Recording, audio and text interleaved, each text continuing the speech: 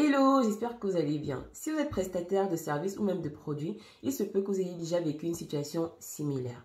Donc, est-ce que ça vous est déjà arrivé d'être en face d'un client qui sollicite une prestation chez vous, mais vous vous rendez bien compte que finalement, ce n'est pas de cette prestation dont la personne a besoin, ou alors ce que vous avez à offrir n'est pas véritablement ce dont la personne a besoin. Et très souvent, lorsqu'on est dans les débuts de son business, on a à tout prix envie de vendre et finalement, on va délivrer quelque chose qui sera approximatif, médiocre ou même ce sera un danger carrément. Donc, je me souviens il y a quelques années, donc en 2015, ça fait un petit peu plus de 7 ans. En 2015, j'ai organisé un événement et pendant cet événement, je devais rencontrer pas mal de femmes. C'était un événement sur la beauté, le maquillage, les soins de la peau et tout. Et à ce moment-là, je travaillais comme maquilleuse. Et donc, en tant que maquilleuse, en fait, j'ai rencontré pas mal de personnes ce jour-là, et notamment une dame qui a attiré mon attention parce que simplement, elle voulait faire un essai maquillage. Finalement, elle voulait me recruter comme maquilleuse pour le jour de son mariage qui devait se tenir un mois plus tard. Je crois même moins d'un mois, on va dire 3 semaines. Et donc, la dame, elle veut faire l'essai. Je me rends bien compte que sa peau a beaucoup d'imperfections. Là, quand on parle d'imperfections, il ne s'agit pas de 2-3 boutons qui se baladent, non. Là, c'était vraiment pas mal d'imperfections. Il s'agissait d'acné inflammé, donc d'acné inflammatoire. Et voilà, la peau était toute endolorie et tout. Mais on a quand même fait l'essai maquillage, qui s'est plutôt bien passé dans l'ensemble. Et on s'est séparés. On a pris rendez-vous pour 3 semaines plus tard. Je devais la rejoindre à son hôtel pour faire le maquillage final, donc le jour de son mariage. Et ce qui s'est passé, c'est que 3 semaines plus tard, donc, je suis allée au rendez-vous pour le mariage, pour le maquillage. Et lorsque je l'ai vue, honnêtement, je ne l'ai pratiquement pas reconnue. Je ne l'ai pas reconnue parce que non seulement cette personne qui avait des imperfections en avait toujours, mais ça s'était aggravé, mais considérablement. Et lorsque je lui ai posé la question de savoir, mais c'est comment, qu'est-ce qui s'est passé, elle m'a dit, ma soeur, en fait, lorsqu'on s'est séparés, j'avais rencontré, du moins lorsqu'on s'est rencontrés, je travaillais avec une dame qui devait m'aider à préparer ma peau pour le mariage et tout. Et elle fabriquait des produits maison. Et ces produits devaient m'aider en fait on va dire, à m'embellir davantage avant mon mariage. Sauf que les produits apparemment ont davantage abîmé ma peau. Et donc dans cette situation-là, moi, au lieu de me demander, ah mais qu'est-ce que je peux faire pour elle et tout ça, je me suis plutôt demandé, mais comment tu vas faire pour t'en sortir, Perrine? Comment tu vas faire? Parce que là, déjà, la première fois pour faire l'essai maquillage, c'était compliqué parce qu'il fallait mettre des couches et des couches de maquillage, de fond de teint pour pouvoir, on va dire, un petit peu camoufler tout ça. Mais là, c'était vraiment très, très grave parce que là, on avait carrément comme des plaies ouvertes sur le visage. Et là, je me suis quand même lancée dans le maquillage, c'est-à-dire que, bon, c'était déjà le jour du mariage, qu'est-ce qu'on pouvait y faire? Donc, je me suis lancée dans le maquillage. Honnêtement, le rendu n'était pas, ce n'était pas ça. Ce n'était pas ça. Et honnêtement, c'est un jour où finalement, je me suis beaucoup remis en question et je me suis rendu compte que, au final, dès la première fois où je l'ai vu, je me rendais bien compte qu'il y avait un problème. Le maquillage, c'est une chose, parce que le jour de son mariage, on veut être belle, on veut vraiment être au top. Mais le maquillage, en réalité, ne devrait pas venir avant l'état de la peau, ne devrait pas venir avant les soins de la peau. Donc, je ne me suis pas renseignée. Est-ce qu'elle fait des soins? Comment est-ce qu'elle prépare sa peau pour le jour J? Je me suis lancée directement dans le maquillage.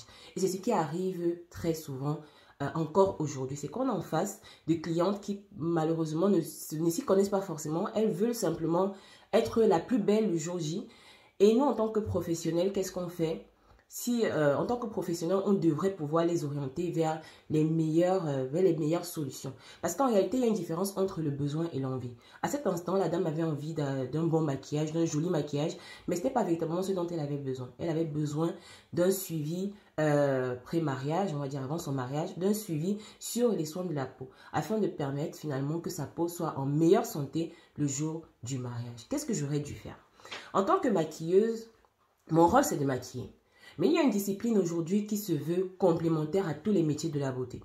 C'est une discipline que les pharmaciennes vont pratiquer, les maquilleuses vont pratiquer, les esthéticiennes vont pratiquer. On va dire tout ce beau monde qui participe finalement à l'équilibre de l'écosystème qui concerne la beauté et la santé de la peau, disons.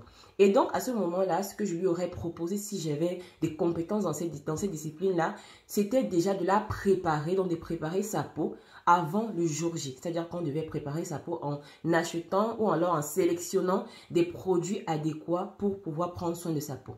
En réalité, Elle faisait déjà des soins en institut, mais ce ne sont pas les soins qui ont détruit sa peau, ce sont les produits qu'elle a décidé d'acheter chez cette dame qui faisait en fait des produits de façon un petit peu anarchique chez elle. Et donc, si elle avait choisi de bons produits, des produits qui devaient cibler véritablement son problème, elle n'aurait pas, voilà, je pense pas que ça aurait été grave à ce point-là. Et c'est à ce moment-là que moi, j'ai fauté, mais je crois que simplement c'est parce que je ne m'y connaissais pas, je ne savais pas. Aujourd'hui, c'est des choses qui ne doivent plus arriver. C'est une discipline qui est indispensable, peu importe le métier de la beauté qu'on exerce aujourd'hui. C'est indispensable de pouvoir orienter nos clientes vers les meilleures solutions en matière de soins de la peau, parce que c'est la première chose à faire. Qu'il s'agisse de se maquiller, qu'il s'agisse même de traiter des taches, traiter des boutons, traiter ci, traiter ça, c'est important déjà d'avoir une base. Et malheureusement, lorsqu'on va à l'école, on ne nous apprend pas ça. On va t'apprendre peut-être à compter ton cycle, même encore que ça, c'est pas clair. On va t'apprendre des choses, te brosser les dents et tout. Mais combien de fois on va nous apprendre à l'école à nous laver le visage 2 fois par jour, à nous mettre une crème hydratante avant de venir à l'école et tout.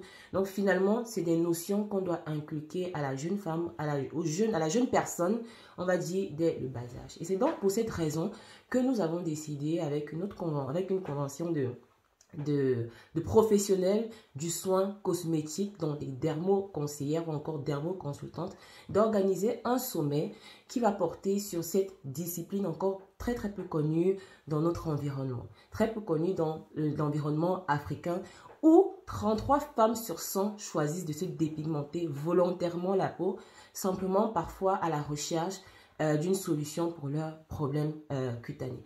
Donc, le sommet se tiendra du 21 au 22 octobre. Il s'agit en réalité de 8 conférences sur le métier du dermo-conseil.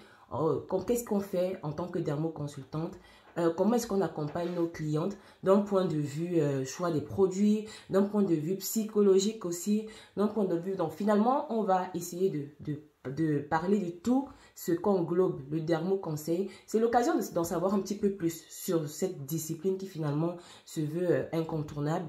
Mais c'est également l'occasion de voir des femmes qui changent la vie d'autres personnes tous les jours. Donc, le lien qui est là juste dans la bio, vous pouvez cliquer dessus pour vous inscrire, c'est gratuit, au prochain sommet du dermo-conseil et participer finalement à cette expérience qui risque de changer également votre vie en tout cas. À bientôt!